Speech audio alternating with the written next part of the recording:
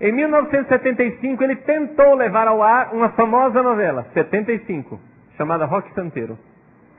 Atenção, essa novela não foi ao ar, só foi em 85. Por quê? Porque em 75 o telefone dele estava grampeado, os militares descobriram, isso está escrito na biografia dele, os militares descobriram o que ele queria com a novela. Por quê? Ele diz no telefone, né, o que ele pretendia com a novela, e a pessoa com quem ele estava falando, ótimo, cara, os militares são burros, eles nunca vão descobrir isso. Está na biografia dele. Confissão dele mesmo. Só para dar um gostinho, vamos lembrar da novela Roque Santeiro. Qual é o tema? E me digam se isso não é uma destruição do cristianismo. Sutil, porém real. Está lá, Padre Albano conversando com Padre Hipólito. Quem era Padre Albano? Um padre da teologia da libertação. Padre Hipólito, um padre conservador de batina. Tá? Não sei se vocês se lembram da novela, mas estão lá os dois, conversando. É evidente que o Padre Albano se apaixona por uma mulher e finalmente deixa o sacerdócio. Né? Porém, é interessante o tema também com relação ao Padre Hipólito. Ou seja, o Roque Santeiro, que está ali a estátua dele, né, a estátua do Roque Santeiro, que era o mártir daquela cidade, ele morreu e o Padre Hipólito, o conservador, vendia santinho do Roque Santeiro e tinha o comércio com a história de Roque Santeiro. Então, veja só, acontece que o Roque Santeiro não tinha morrido. E o morto-vivo resolve aparecer no meio da novela. Padre Hipólito e etc e tal, o pessoal tenta encobrir. Padre Albano quer denunciar. Então vejam só a ideia. O cristianismo cria mitos falsos. É necessário denunciar esses mitos, porque eles estão se aproveitando do povo. Foi o maior sucesso de audiência da década de 80. Porque década de 80, 85, já estávamos em clima de abertura, né? E clima de abertura, 85 foi o ano em que o Tancredo deveria ter tomado posse, né? Então as coisas já estavam abrindo e já era possível então trazer ao ar Roque Santeiro. No Brasil, as universidades. O que é que houve com as universidades brasileiras? Um senhor gaúcho chamado General Golbery do Couto e Silva. Já ouviram falar dele? Muito bem. Ele é o responsável por metade das desgraças que acontecem na universidade brasileira atual. Por quê? Porque ele era um general, aspas, aberto. Então ele tinha a sua famosa teoria da panela de pressão. E ele disse, abre aspas, toda panela de pressão deve ter uma válvula. Qual era a válvula que ele ia dar para os comunistas? As universidades. Ou seja, os militares deixaram os comunistas em paz nas universidades. Vocês se lembram claramente que universidade não se invadia. Os estudantes se refugiavam nos campos, entravam nos campos, né? Eles deram as universidades para os comunistas.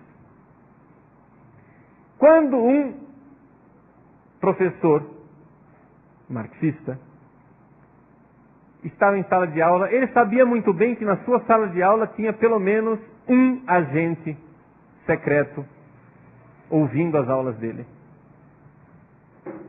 Mas, se ele falasse de reforma agrária, de luta armada, ele ia preso por chilindró.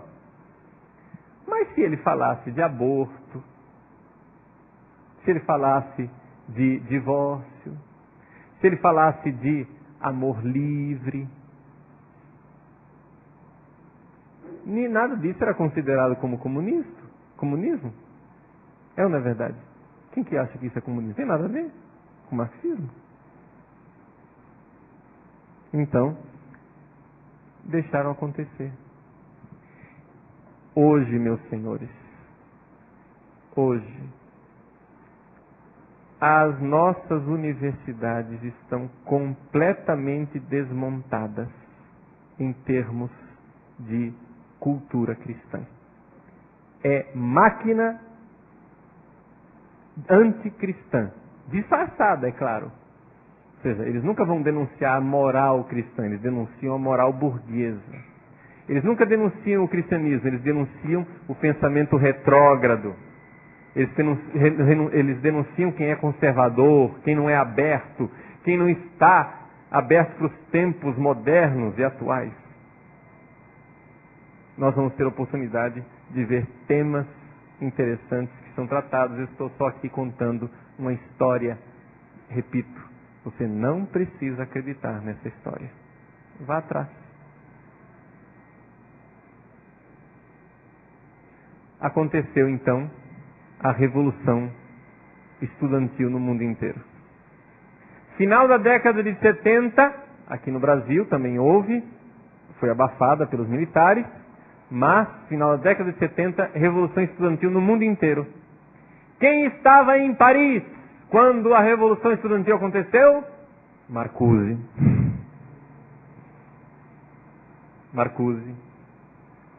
E também outros.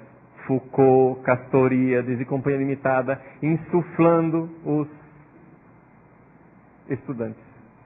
Nos Estados Unidos a coisa estavam tentando abafar a coisa. Naquela época em que Marcuse estava defendendo a Revolução Estudantil na Universidade de San Diego, na Califórnia, foi eleito um governador da Califórnia chamado Ronald Reagan, que lutou contra Marcuse frontalmente.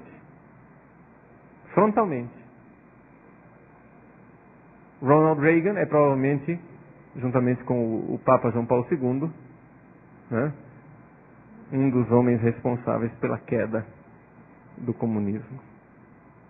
Muito bem. Deixemos os detalhes de lado, só para você saber como as coisas foram acontecendo historicamente. Aqui no Brasil, a famosa União Nacional dos Estudantes. Está aí o Congresso da UNE em 68, enquanto o mundo inteiro pegava fogo, eles fizeram um congresso em Ibiúna, cidadezinha de São Paulo, que ficou famosa por esse congresso. Congresso de Ibiúna. Quem é que era a liderança da UNE nessa época? Os nossos políticos de esquerda, de direita, de cima, de baixo. Por quê? Porque o Brasil é um país que atualmente só tem partidos de esquerda. Tem a direita da esquerda, o centro da esquerda e a esquerda da esquerda. O PT chama o PSDB de direita, mas o PSDB não é de direita, o PSDB é a direita da esquerda. Entende? Ele está à direita do PT, mas não quer dizer que ele seja de direita.